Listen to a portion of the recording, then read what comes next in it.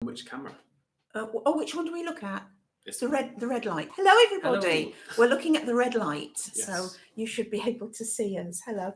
This is Rob, and this is Mary, and we are live. We're live from Southampton. Terribly excited. I love these sessions. I get excited like a little girl, like a little kid. So welcome. Sorry, it's gone to that one. The camera. Okay. Oh, the We're camera. not So we looking at the red look at light, this sorry. now, do we? Last minute directions. Okay. All right. Sorry. That was our lovely camera person. What's the correct word to say? Camera person, Mimi, who is directing the session. So anyway, thanks to Mimi, we're now looking in the right place. Yes. All right. So we are live and we're ready to hear from you. We've got a strip down the right. I couldn't even remember if it was left or right hand side of our computer screen here, where your questions will pop up. But anyway, we hope we're going to start with some questions from last week that we said we would talk about this week, and a few other kind of like related issues. So over to you, Rob, who's going to start. Okay. So yes, I'll start with where we left last time. So a couple of critical. It's hot. Critical conversations. Sorry. Be careful. Critical conversations came up around comments I made last time about assessment. Controversial. I said it was controversial. Controversial person, but he is. Yeah. So there's some surprise that somebody openly criticizes standardized assessments, which we all rely on. Yeah. And there were some questions also added about whether EMI should be there or whether we should have EMI at all. When we raised the question about, what other languages are within your context, what other media of instruction. Media of instruction, yeah. Go with that. Are people talking about? Are people engaging with? And it seems EMI is growing in momentum. It's the big term that people are using now. Yes. But other languages seem to be less present. And then is this a bad thing? And is this causing problems? So starting with that one, I think the answer given on the step is one I'd agree with, which was, it depends on the students. It depends as on the Mary students. said last week. Did I? I watched it back and you were very concise and I was talking along in a long-winded way, and then you came in and said, think about the students. Yeah, it depends on the students and where they are, in their lives and their trajectories and where they are physically as well. Location, I asked that question about the borders of Brazil, whether there was Spanish as a medium of instruction because of the need for Spanish in those localities. So there must be some languages as a medium of instruction where you have those borderlands. I find borderlands absolutely fascinating because of that, mix and mingle of languages and cultures. So there must be some very interesting research to be done about borderlands. And the idea that when you think most countries have a borderland, the idea that everyone's just going to adopt English as the new contact language is really imaginative, shall we say, but it's not going to match any reality that I've seen or heard of. No. So there must be need for different languages, and wouldn't it be yeah. wonderful? In fact, I hope a few years down the line, a few years from now, more research has gone into the different languages as media of instruction, and we can start to learn from one another, make comparisons, etc. Absolutely, because I was going to mention as well, like the experiences, because we've had some experiences working with universities in different parts of the world, and one disturbing scene I saw. I won't mention the country because they'll know who it is. Don't frighten me. But no, it's sorry, Mary. It's okay. It's a fragile. But yeah, is what happens when a university systematically adopts English as a medium of instruction as their main driver. And then what you saw was I was involved in talking to existing faculty and the new faculty who were coming in. And the existing faculty had to be educated and developed to be able to deliver through English. And the new faculty they were almost all graduates from Singapore, Britain, Australia, or America. And there was just a shift. Yes. In this university, where the new staff were an entirely different demographic of young people who were employed because they could teach through English, and the existing staff were really struggling. Yes. And they were perceiving this trend where they're not. We talk about this community and people who are all, they have this challenge to deliver through English, but they can do it together and realize that different people have different challenges too.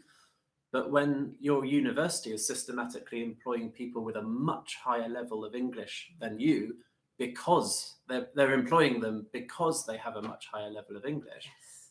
That's where following one path and one policy becomes really damaging, because the university culture was cracking, I thought, and this division was very clear.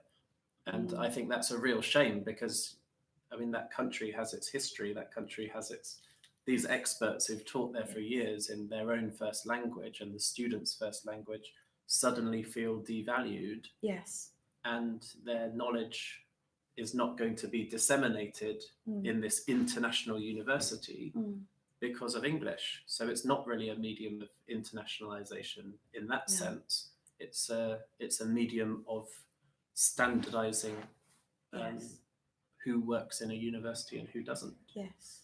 So that was quite sad, I thought. So yeah, absolutely, we need to be critical, and we need to say, if EME is going to exist, it should have these fundamental characteristics. And I think respect for multilingualism is one of them, and respect for local languages and cultures is another one. Yes.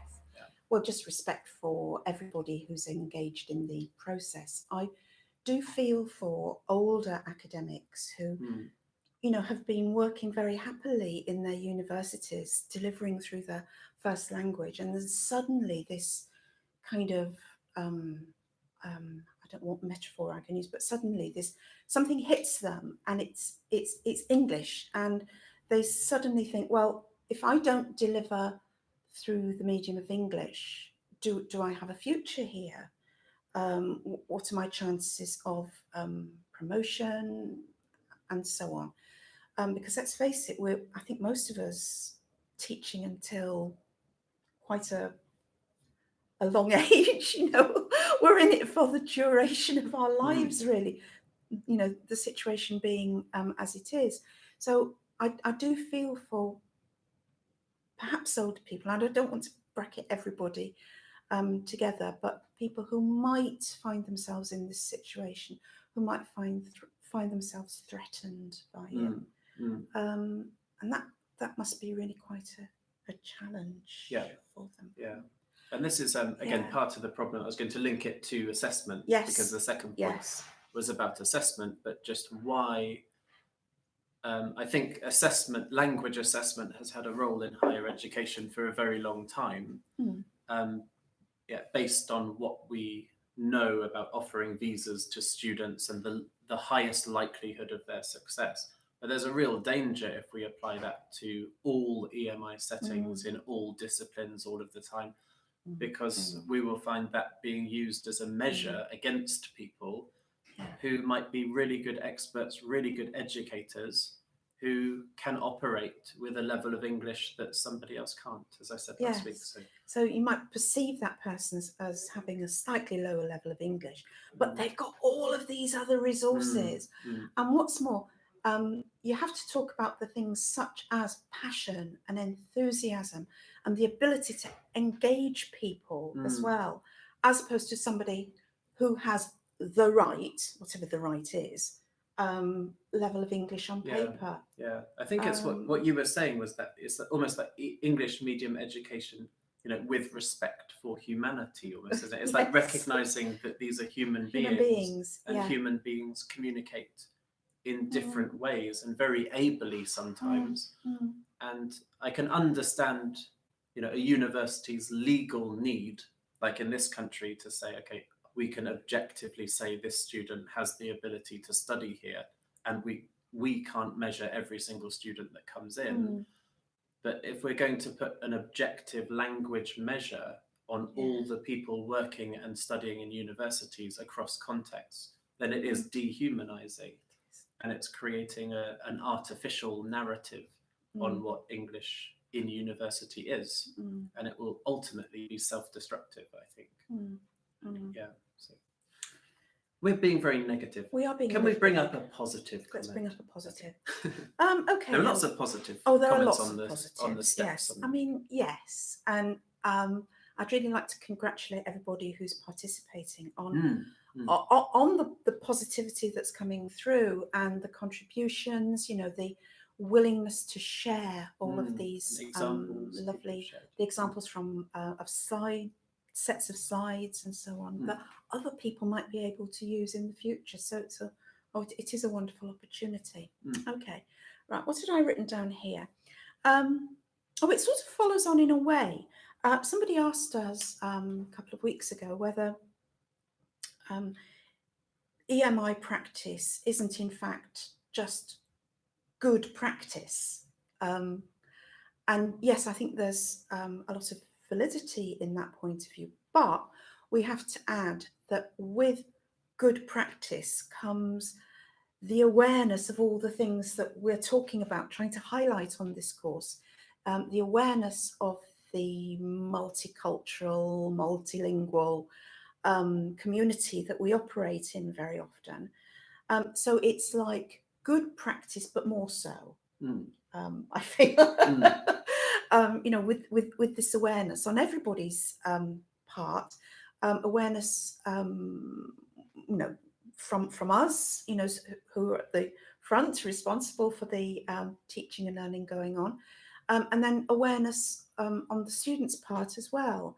So they have to engage in the dialogue around this situation so that they can perceive how it is different from ones that they might have been familiar with in their home countries. So that's what I wanted to say. And the thing that in observing various people teaching, not necessarily in an EMI context at all, but various people that I've seen observing, and I observe it with myself, I'm guilty of the same thing, is that we often put an awful lot of thought into how we set up a lesson, how we're going to go in there and get everybody's attention, you know. I actually went in with balloons the other day. Yeah, I thought that would make you react, with balloons. And there was a very, very valid pedagogical point why we were bursting balloons in the classroom. But anyway, and we think about what technology we're going to use, what tools we're going to use, and how we're going to organise our session. And where do we often slip up? And it's often the ending of the session. And sometimes we forget to plan for the end because we often run out of time, or things happen in the classroom that we hadn't quite imagined, you know, the lesson would go that way. And so we don't get to the point in our plan that we imagined we were going to get to. So all sorts of things can happen. It can be very gabbled at the end and very hurried. Students are running off to other classes. We're frantically trying to pack up because there's another class wanting to come in and use the seminar room, things like that. And this is where I think, okay, it's good practice to plan for your ending anyway, but where's the additional layer that EMI should pay its attention to? And that's thinking, you know, okay, maybe I need to plan to finish a few minutes early. It kind of links to the idea of having space and perhaps a pause in your teaching for people to just think. Do students need time to ask questions at the end? Do people who perhaps don't have the confidence to ask questions in front of everybody else, do people need to come individually to you at the end? what do students have to do for the next session? And I feel that often we just might say something. In an EMI context, I would strongly recommend that this should be written down. It's maybe the last slide in your PowerPoint, or you write it on the board. So it's really, really clear for students what they have to do for you for the next session. I think that's ever so important. And of course, then there is the opportunity that they can email you, they can ask you, they can clarify things with you. But I do feel that reinforcement of tasks for the following week, readings for the following week, deadlines for submission of work, all of those things. Yes, they will be present elsewhere in all probability, in handouts and course handbooks and so on. But reinforcement in the EMI context, for me, I think is a big, big plus. And we're moving on to culture next week. But we are indeed. One thing jumps out at me, which is the, I can't remember who said it, but somebody commented, no. Somebody commented saying it was somebody in Brazil saying they have a Chinese student in their cohort who doesn't ask questions, but is clearly struggling.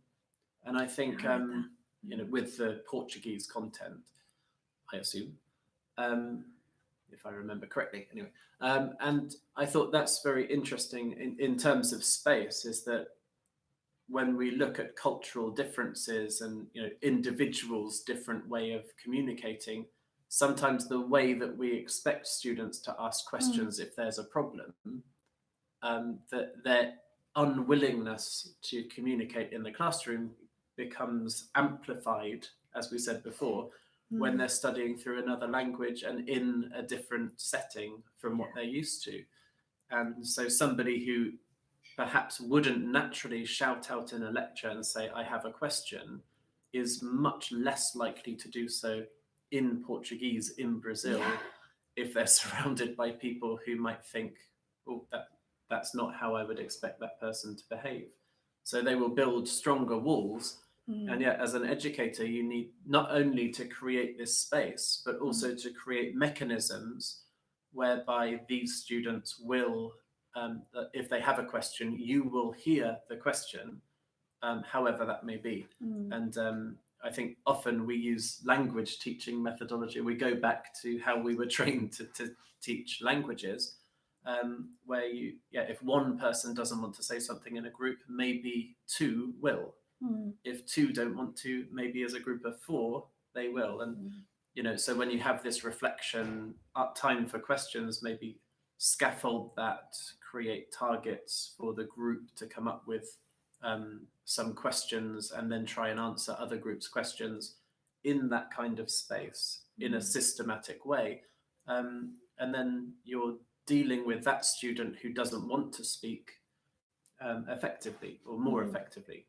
And it's very interesting because we talked, some people were talking about EME, and generally English as a medium of education, or English medium education, which is the term we normally use here in Southampton, but EMI is more famous as a tag for English in internationalization. So lots of people supported the idea of EME. And I think now another thing that we're really moving towards now is with the novel coronavirus. We're finding, we've been talking a lot about lectures and various things, and suddenly lots of universities are going to be delivering content online, expecting students to engage with each other online. There are a range of tools we have to choose from to facilitate this, and we have to consider, with a multilingual audience and people studying through the medium of English, which is not necessarily their first language, how do you facilitate that? And again, it goes back to good principles, but good principles of education always come with a context, and our context normally has features which require that clarity, that space, and that I think non-exposure is an important element, where you in a familiar setting you can just throw a question at a group of students and anyone with an answer will come forward. That's not the general characteristic of an intercultural setting. So I just wanted to add that in because it's something that we're all having to consider now, isn't it? It is, especially reading our emails this morning. Yes. Our Easter break is coming early. Our Easter break is coming early, but Rob and I and Mimi will be here next Friday. Indeed, so, braving the pandemic.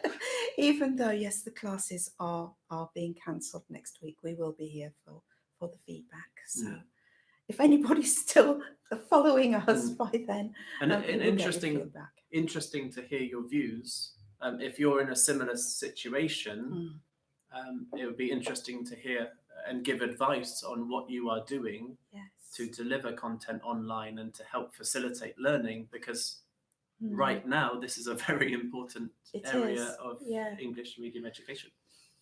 It is, yes.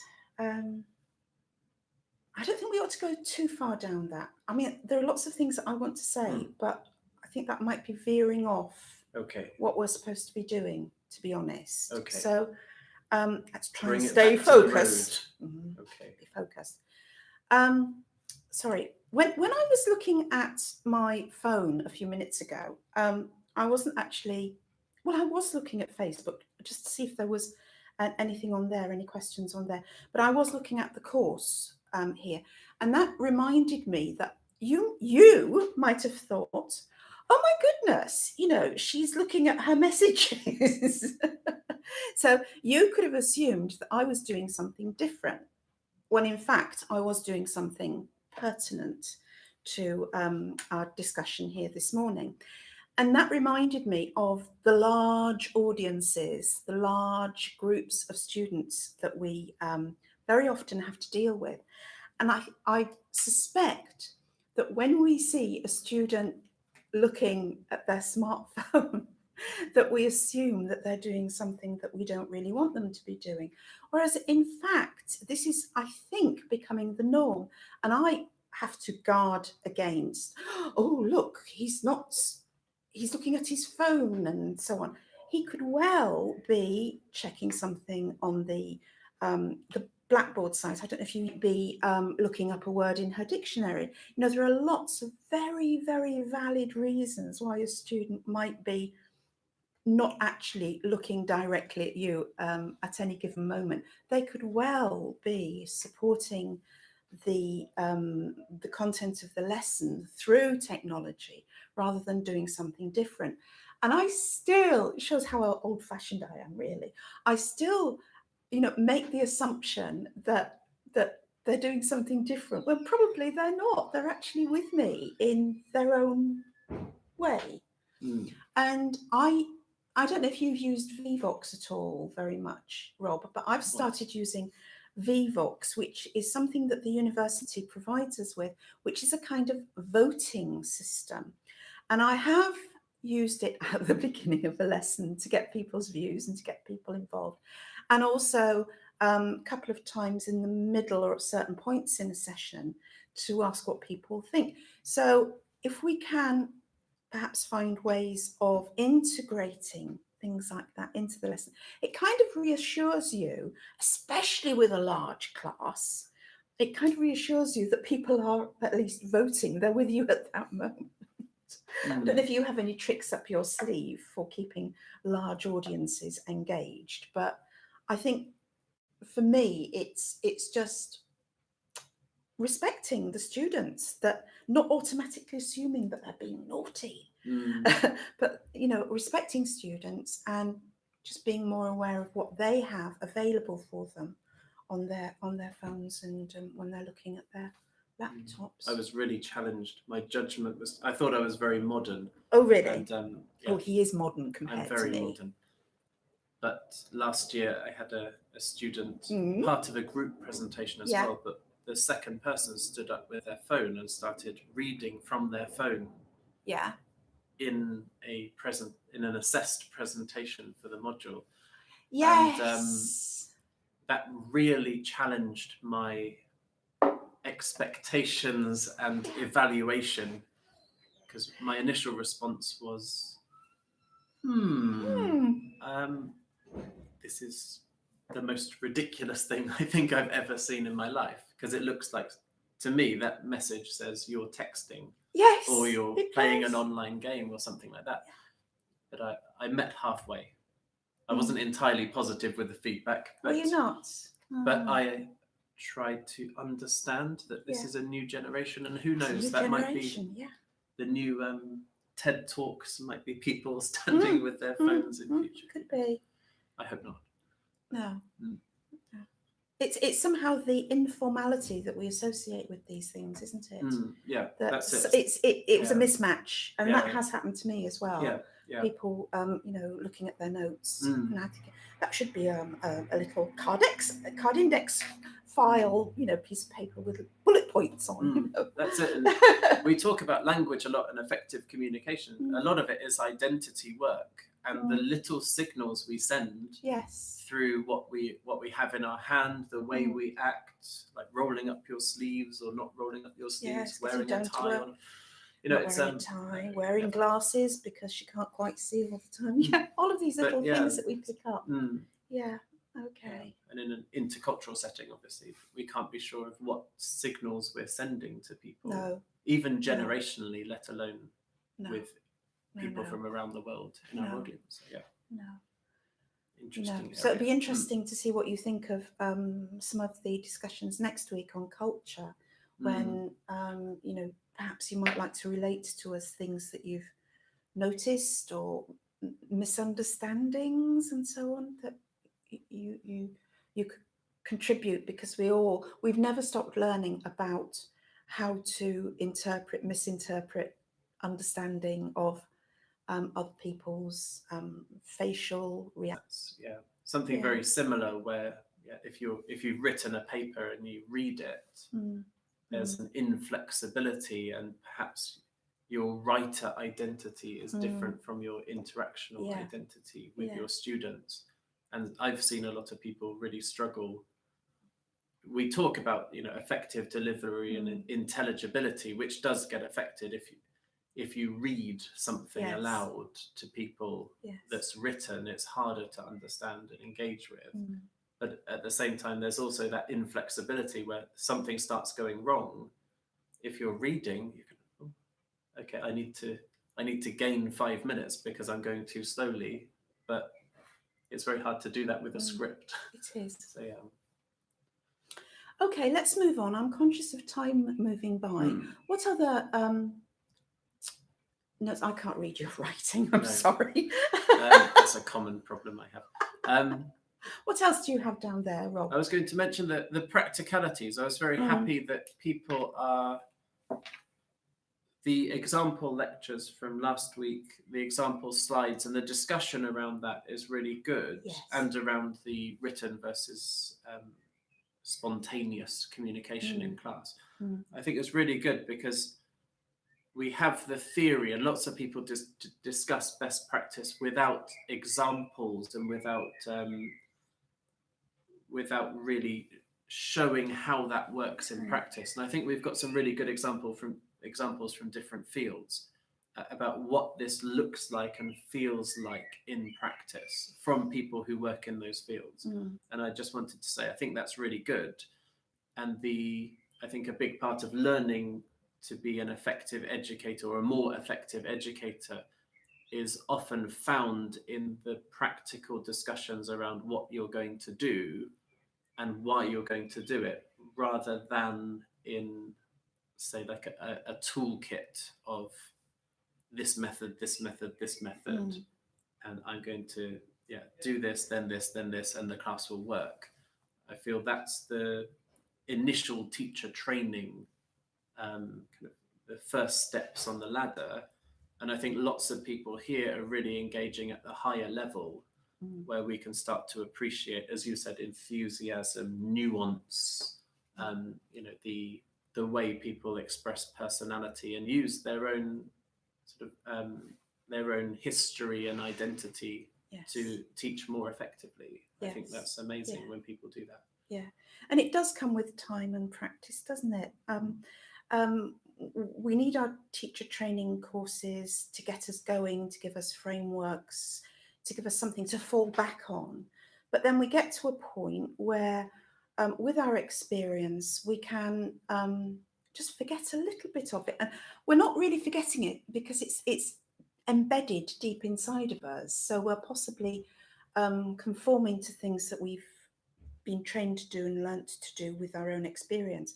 And then we were able to respond more to the needs of the people that we're working with.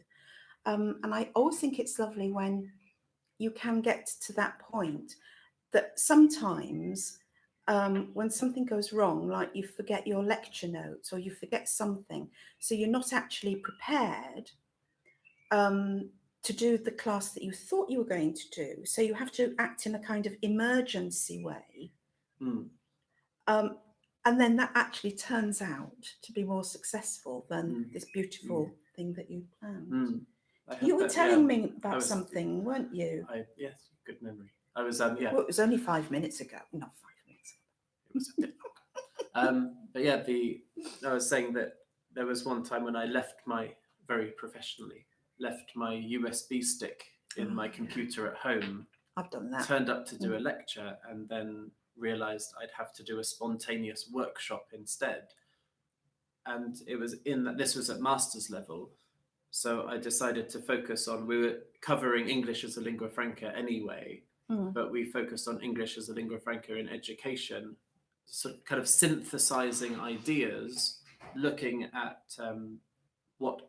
how certain ideas might be implemented, what issues there were with that, pointing them to readings along the way and making a mind map on the whiteboard. And actually, I would say it's one of the best classes that I had, both practically and also for my own development, because I realized when there's no PowerPoint, yes, when you have the room and you say, right, what do you know? Yes, they know a lot more than you think when you ask a quick question. You know, you've got a transition slide. So here are 5 slides. Now I'm going to ask you a question which is perceived as a superficial question because you're going to move on and tell them stuff afterwards. In this case, the fear on their faces, oh, he's turned up and he doesn't have a PowerPoint. And then you're kind of, okay, what ideas interest you the most in this area? What do you think you can learn? These kind of reflective questions, I don't remember anybody in that group not contributing, not being enthusiastic. And then it transformed how I taught them in the future weeks, because I realized they do have something to say, but I'm not accessing that. And as you said, I think space is the key word, is that you give them space, but you find a way of making them use that space. And that, so that was very transformative for me. Yes. I've had similar experiences, which I can't quite recall at the moment, apart from one where I can't remember what happened. Maybe I'd forgotten half of the session, something like that. But for the second half of a kind of double session, rather than doing what I normally did, I managed to get lots of post-it, distributed them, and people had to put them all over the walls with their questions and comments and so on. Then I gave them the responsibility of putting them into groups. So they had to think, well, why does this question or that comment go together? And it was far more productive than what I presumably had planned. And once again, it taught me about them. So I think it comes with experience, doesn't it? And it comes with that confidence in your own abilities, the fact that you can rely on what you need to do as a teacher, as well as showing awareness of perhaps the space and so on that the students might need. Sometimes it does come about because you've actually made a mistake and you've not brought your USB stick or something. But those sessions could be so illuminating. If you did the same thing every week, of course, then it wouldn't be very satisfactory. But to have a change, to do something different, to get students up out of their seats as well, moving around, is talking to one another. People who sit at opposite ends of the lecture theatre who perhaps don't have the opportunity to talk The shyer one, talking about the young man that you had mentioned earlier, perhaps seemed to be very quiet, might at that moment be able to write something, might be able in the privacy of a small group be able to talk. There are all of these advantages that just happen because it's a different format. So those moments are to be treasured. Absolutely, yeah. And it reminds me of, we often talk about deficit perception, but often people who are very experienced in teaching in an intercultural environment within a discipline that they know well often lose this deficit perception of groups of students. So for example, my hands are very big. I shouldn't gesture like that towards the camera. Sorry, I just realised. Looking at the screen. Yeah, my hands are very big. Yeah, we did talk about body language, didn't we? Yeah, so start me laughing. Sorry. But you get this often people who've taught in a monocultural environment, whatever that means, have sometimes this view that certain students within their intercultural group, for example, international students from a particular region, are not as able, are not as good, are not, have lots of features which are mostly perceived as negative. And when you speak to people who are very experienced teaching in an intercultural setting, you tend to find that the emphasis is more on how do I access these students and get them to create their best work within this intercultural setting, and what biases do I have in terms of, I think this is normal in this educational environment, but they obviously don't. So how do I access this group? And I find that a very rewarding avenue to go down. But it sounds like some people, I'm not saying that you have a deficit perception, but some people, this intercultural environment in your university is quite new or emerging or has not yet emerged. And it's something to be aware of within the institution, that the first thing that happens is people tend to label certain groups as if they have a deficit, like we need to help these students because they're not good enough. We need to support them because they are bringing problems to the normal everyday group, which is positive. And then what you do is, I think it's a double problem, because you ignore the problems that your own students have, the normal students. You start to ignore the problems that they have, and you start to characterize the others as having these problems, when actually the problem is perhaps realizing what they're good at, what they need to develop, and how to get the best from them. Yes. So turning it round then and looking for the positives, what do people have to offer that perhaps we should try and highlight and make more apparent, rather than coming along with these preconceived notions about how a certain group are going to behave. Which we have to say is natural. Yes. And if you think you don't do that, because lots of people here are very informed educators,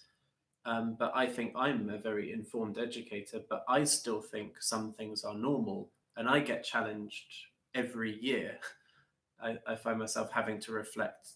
There were 3 students here who clearly didn't feel engaged. What was I doing, or what was the framework I put around them doing that made them disengaged or feel there was a problem? And I think that's, it's definitely a feature of international education, which English medium, as we said at the beginning, seems to feature in a lot. Yeah. There were some questions, weren't there, on the step last week that we asked of you. Do you remember? Oh, yes. That, shall I find it? You can do. It's about English as a lingua franca. Oh, Mary's checking her text messages again. I know. Yes, so it's about English as a lingua franca and how, when, you're going to find it, aren't you? I've lost it now. Oh dear. Oh silly me. Oh, I need my glasses because. Shall I paraphrase? Just keep talking while I find it. Yes. Anyway, yeah. So I'll give the introduction, and then we can come in with the actual content. With the actual questions. We were very interested in how awareness of English as a lingua franca, English in communication, intercultural communication, can influence the practice on the ground where you are, and essentially, how much sort of power people have to change practice, and whether there are other considerations that mean you don't want to change the practice for certain reasons. We'd be very interested to hear about that. Yeah. Has understanding about ELF, English as lingua franca, changed your views in any way? Has it changed your view of English use in EMI or your current practice as an EMI teacher? Have you transformed your approach to teaching or the way you assess students in response to English as a lingua franca? And will English as a lingua franca change your future practice? Would be really grateful to get some feedback, because we do feel sometimes that we're speaking to people who we semi-know about because they participate in our discussions and we feel we know them. But on the other hand, it's just a snapshot of you at this particular moment. So it would be really nice to know what went before, what's happening now for you, and how you envisage you might change or your context might change in the future. We really would like to engage with some of you a little bit more in order to just find out a little bit about the scenarios that you are actually living through, whether it's your university context as a whole or you as an individual. What's going on for you personally? So which step are those questions on? These are in 2.21. So it was the video update from last week where those questions appear. And if you have any other questions about what we've said here, then please could you either post a question on this step or on next week's video update step. Yes. And we're very happy to answer questions.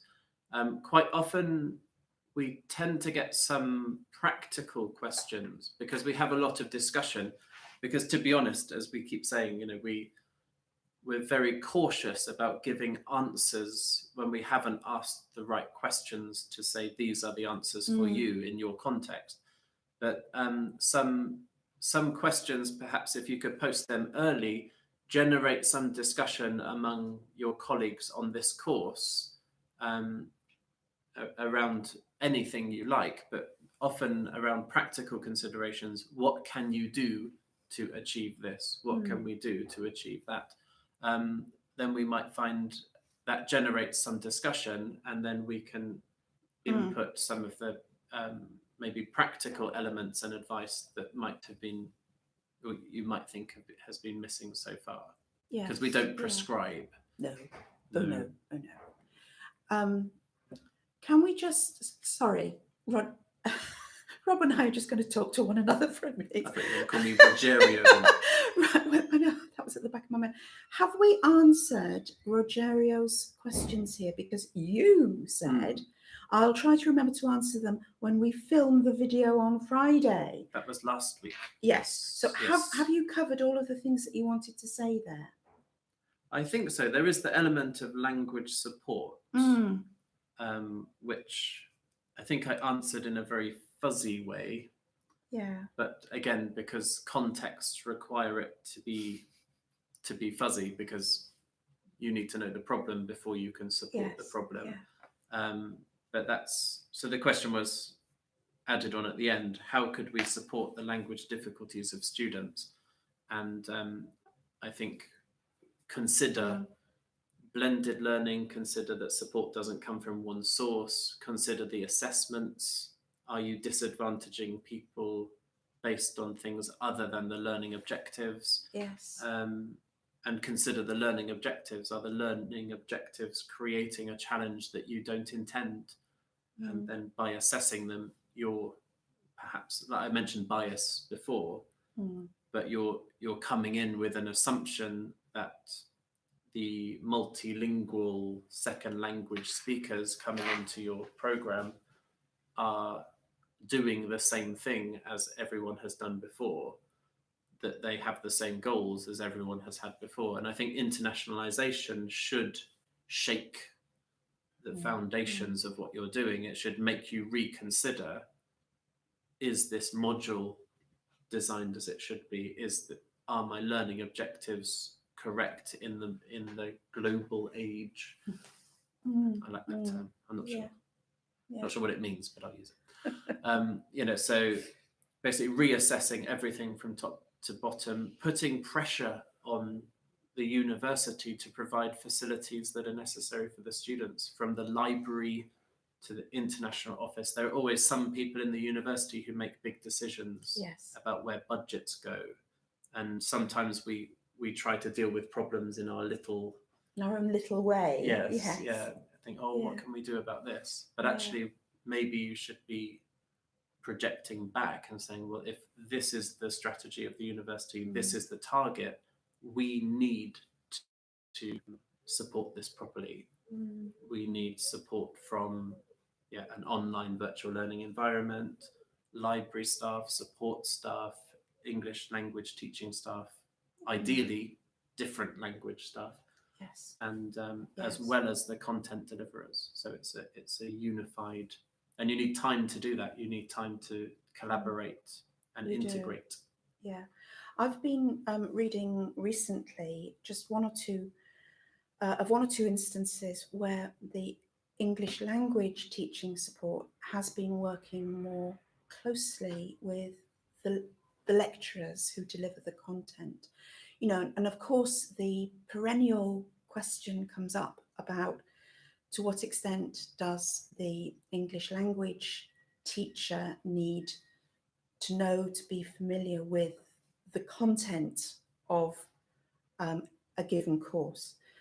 And I don't think there's a nice, easy answer to that. But there was one instance of a university in Britain where the English language teachers were working with the content teachers very happily. And they had clearly discussed the limits of their operation. And for example, if it comes to, say, an assessment, an assignment, let's say, then it is, according to this particular person whose work I was reading, it is the responsibility of the content teacher to set up and talk through the assignment with the students, giving all the exemplification that is necessary to help them through.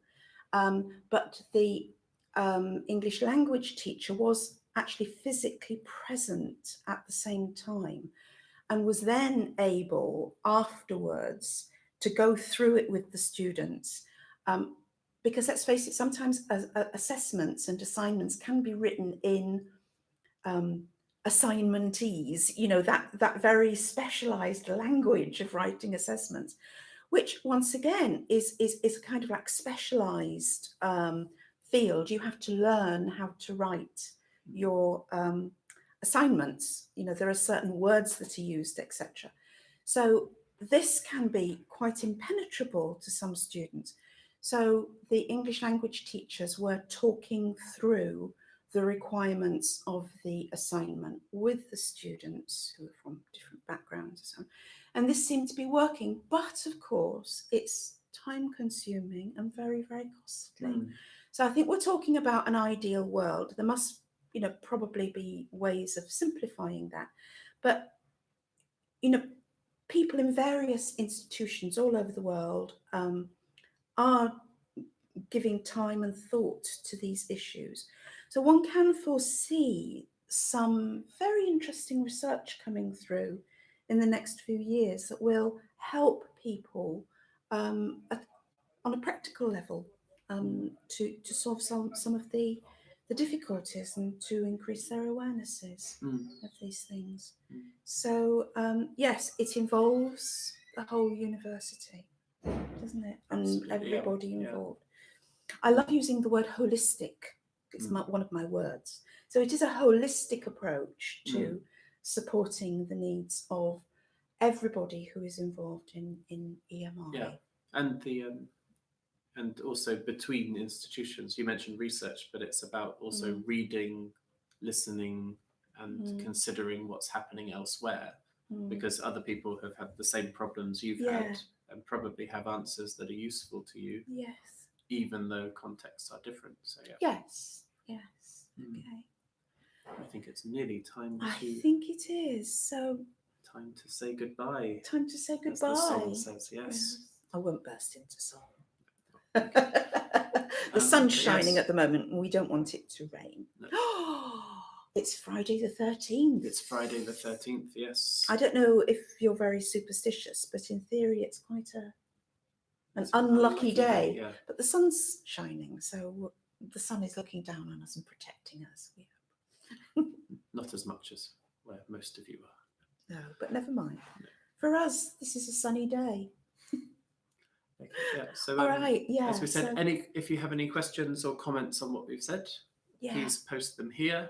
Any questions for next week, please post them there. And in the meantime, we look forward to reading your comments and seeing your discussion, which has been really interesting. Yeah. Thank you very, very much indeed for bearing with us. Yes. It's been rather a long talk. It has, yes. If you've made it to the end, you congratulations. Give yourself a treat. So thank you very much. And should we do our wave? Let's do our wave. 1, 2, 3. Bye. Bye. Thank you. And okay.